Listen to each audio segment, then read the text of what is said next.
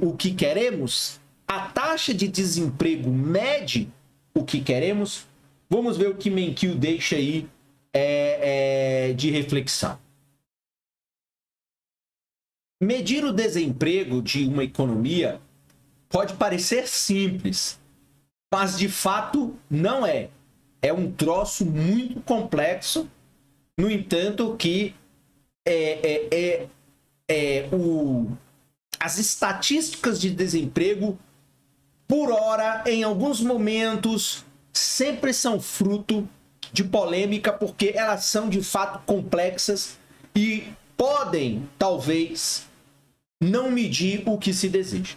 Então veja, embora seja fácil distinguir entre uma pessoa com um emprego em tempo integral e outra que não esteja trabalhando, é muito mais difícil distinguir entre uma pessoa que esteja desempregada e outra que esteja fora da força de trabalho. Os movimentos de entrada e saída da força de trabalho são de fato muito comuns. Mais de 1/3 dos desempregados entrou recentemente na força de trabalho. Isso inclui trabalhadores jovens procurando seu primeiro emprego.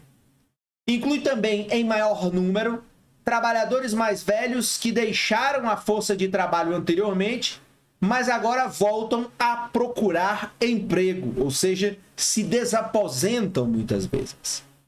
Além disso, nem todo desempregado termina com um interessado encontrando um emprego. Quase metade dos períodos de desemprego termina quando o desempregado abandona a força de trabalho. Como as pessoas entram na força de trabalho e saem dela com tanta frequência, tanto veja, as estatísticas de desemprego são muito difíceis de interpretar. Por um lado, algumas das pessoas que afirmam estar desempregadas podem não estar tentando encontrar um emprego com muita insistência. Elas podem estar se autodenominando desempregadas porque querem se qualificar a um programa governamental que dê assistência financeira aos desempregados, ou porque estão realmente trabalhando e sendo pagas por baixo do pano para evitar a cobrança de impostos. Ou seja, aquele trabalhador informal que está trabalhando, mas para pagar menos impostos, afirma que não está trabalhando. Pode ser mais realista considerar essas pessoas fora da força de trabalho ou, em alguns casos, empregadas. Por outro lado, alguns dos que informam estar fora da força de trabalho podem, de fato, querer um emprego. Então, veja, essas pessoas podem ter tentado encontrar emprego e desistido depois de uma busca infrutífera, ou seja, que aqui no Brasil nós chamamos de desalentados, ou seja, aqueles que procuram, não acham emprego e chega uma hora, desistem, ficam em casa sem fazer nada. Essas pessoas, chamadas, portanto, de trabalhadores desalentados, não aparecem nas estatísticas de desemprego, muito embora sejam trabalhadores sem emprego. Então veja, na tabela 2 aqui,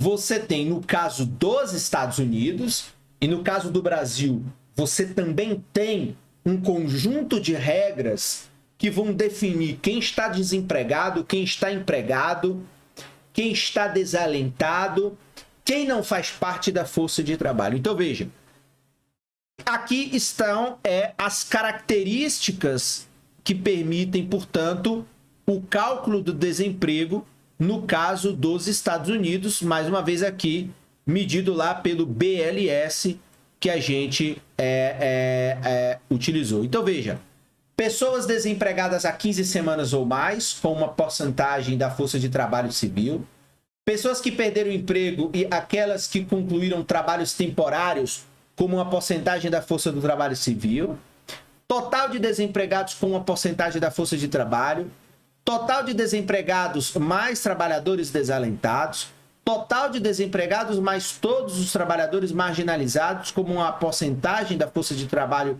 civil mais todos os trabalhadores marginalizados, e o total de desempregados mais todos os trabalhadores marginalizados, mais o total dos que têm emprego de meio período por razões econômicas, como uma porcentagem da força de trabalho civil mais o total de trabalhadores marginalizados.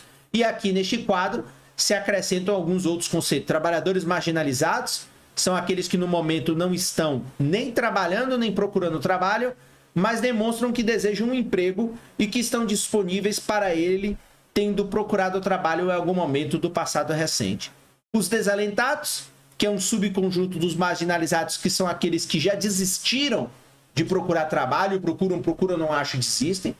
E pessoas com trabalho de meio de período por razões econômicas, são aquelas que desejam um emprego e estão disponíveis para trabalhos em tempo integral, mas tiveram que aceitar um trabalho de meio período, portanto, digamos que a gente poderia também dar num conceito simples, que são os trabalhadores ociosos, ou seja, eu quero trabalhar 8 horas por dia, mas me oferecem um trabalho apenas de 4 horas, então isso são pessoas com trabalho de meio período por razões econômicas. Então veja que as taxas aqui elas se modificam, né? Então, nessa última opção, a taxa de desemprego ela é maior conforme você vai adicionando mais alguns elementos ao cálculo do desemprego. Então você pode aqui, no primeiro cálculo, tanto dizer que você está falando aí que o desemprego pode ser de 5% ou pode ser de 17%, a depender do que você inclua